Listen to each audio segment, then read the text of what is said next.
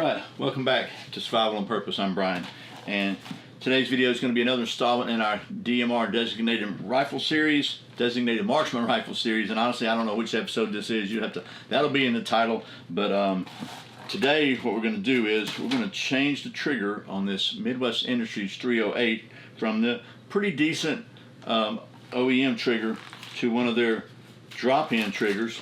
We got a curved one and a flat one here. Probably going to go with the curved one. We'll see. We'll make the decision in just a second. But these are 3.5 pound single stage enhanced triggers, and I've got one of my rifles from Midwest, my 5.56 Tactical Response 25th anniversary, came with one of these triggers in it. And I liked it so much that I reached out and said, hey, maybe they could send me one of these to check out in their other rifle that did not have it. It came with a standard trigger, and they were kind enough to do so. So we're going to do that right here in just a minute. But first, as usual, today's words of wisdom from the Bible. And today's wisdom is from the book of Proverbs, chapter 17, verse 9 in the NLT. Love prospers when a fault is forgiven, but dwelling on it separates close friends. Some pretty wise words there. So, and a big thank you before we get started to my friends at Excess Sights for making the only sights that I trust my life to on any pistol I carry, and for being a channel sponsor. I was an Excess paying customer for years, literally, before they reached out to me and asked me if I'd be interested in having them as a sponsor. I figured since I literally trust my life to them every day, they were a great match. So Excess Sights are made in the USA. They are the fastest sights in any light. By the way, I've got Excess Sights on this rifle. They're offset sights. If you use the code SOP15 at some point in time in your world, you might be glad you did. So thanks again to Excess Sights for being a channel sponsor. Now, let's talk about triggers and talk about this video specifically. A little bit of housekeeping, okay? So Google, YouTube does not allow me to show anything that has to do with disassembly or assembly or modification of a firearm.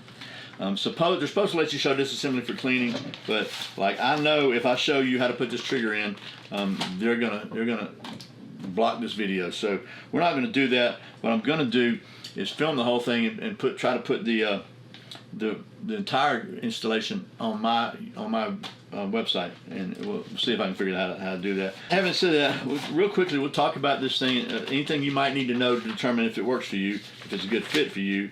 They have curved and they have a flat trigger. Honestly, I've decided to go with the curved because it's just something that's designed to be a fighting rifle. I'm going to go with what I'm used to. But it's a 3.5 pound single stage trigger system, so it should allow you to shoot more accurately with less effort. The 3.5 pounds. It's got ultra smooth break with a crisp, clean release. I can testify to that. My other rifle, I was really happy with the trigger on it, the one I told you about. If it's a small pin size, so it's going to fit almost every AR. This would be for an AR-15 or an AR-10 or any kind of AR. So I asked them about that. It says AR-15 on it. They told me it'll work just fine on this one. If you have large pins, it's not going to work. But if you have small pins, which mine does, it is quick reset and low over travel for enhanced speed. I'm just reading this stuff off. Interior parts are S7 tool steel with heavy hit hardening. Then they're black nitride finished for enhanced strength and corrosion resistance. 3.5 pound pull weight, light and hammer, drop safety feature.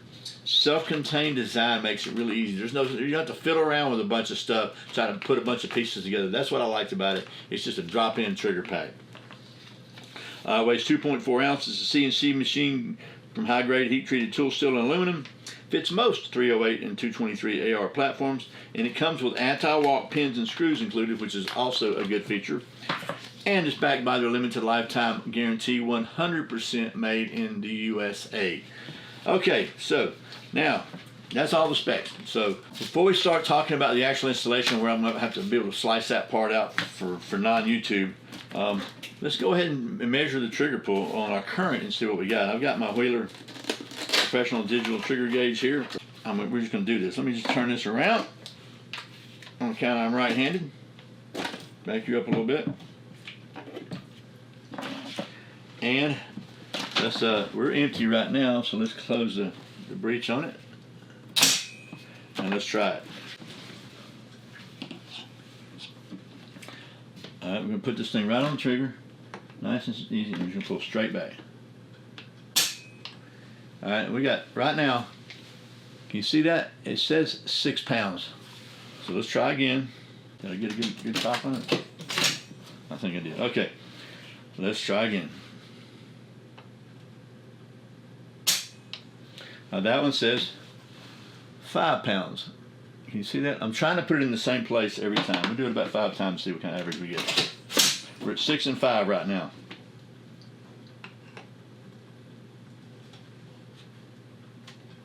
All right, let's try another one. Well, that was 5 pounds, 6 ounces. Okay. Do it again. That's 3 times. This thing can probably do an average, but I don't know how to do that, so let's try it again. 5 pounds, 9 ounces. One more time.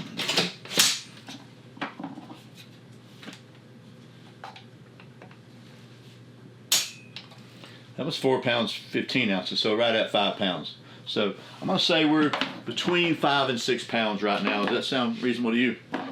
Okay, so I think this is probably going to be the cutoff point here for YouTube. So if you're watching this video on YouTube, I'll see you right after this. Okay, well, if you're watching this on YouTube, you missed an entire parade of doofusry. Me installing this for the first time I've ever done that on camera. So, but we endeavored to persevere and got her done. So, just to verify again, we're empty. Okay, so got the Wheeler gauge. We were at somewhere between 5 and 6 pounds average before. Let's see what we have now. Can I put it right in the center of it? Oh, look at that. 3.7. Let's try again.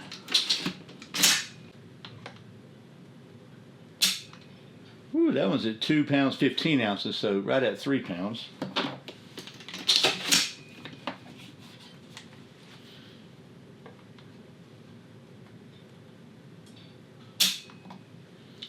Three pounds, 7 ounces.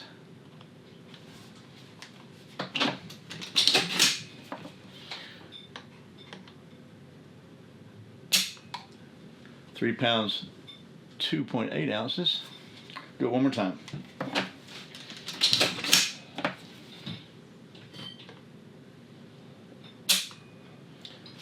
That was 3 pounds, 10 ounces. So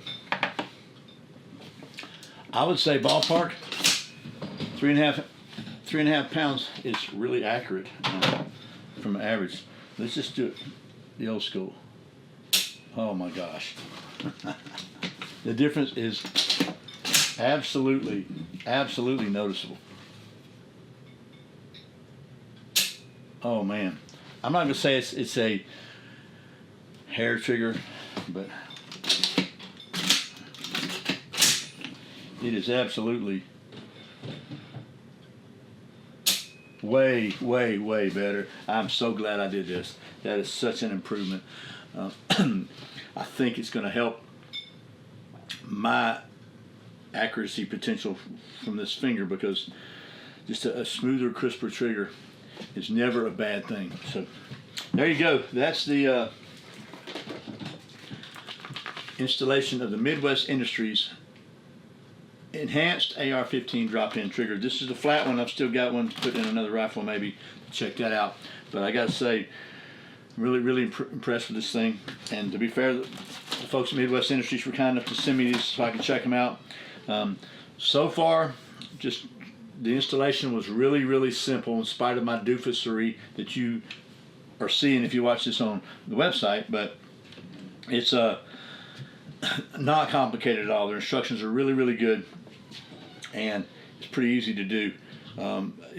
Honestly, the trickiest part for me was getting those springs back in place, especially the spring that manages the rear takedown pin. It was just, it was a pain in the butt, to be honest with you. But I endeavored to persevere. We got it done. Again, we got anti-lock pins now, so they don't have to worry about them coming out. And just absolutely, really simple installation. Just follow instructions. and well worth it for an upgrade. I think that may be the best upgrade I've done on this rifle ever. So there you go.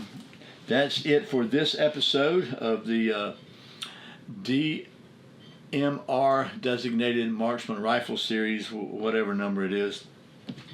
Stay tuned for the rest of them. Got a couple more things coming up. I don't know what else, if I'm going to do anything else as far as accessorizing this thing. I may do a couple other things to it, but the biggest thing for sure that's going to get done is next is it's going to get painted. And we're going to take it to the range and make sure everything's zeroed in at 100 yards. Try to get my butt out to Talladega and see if we can get it all the way out to 600 yards. So that's it. Stick around if you want to see those, and if you want to miss them. I encourage you to subscribe to the channel and click that little notification bell and all that good stuff. But I really appreciate you watching Survival on Purpose. Remember, survival's not an accident, so be prepared. I'll see you next time.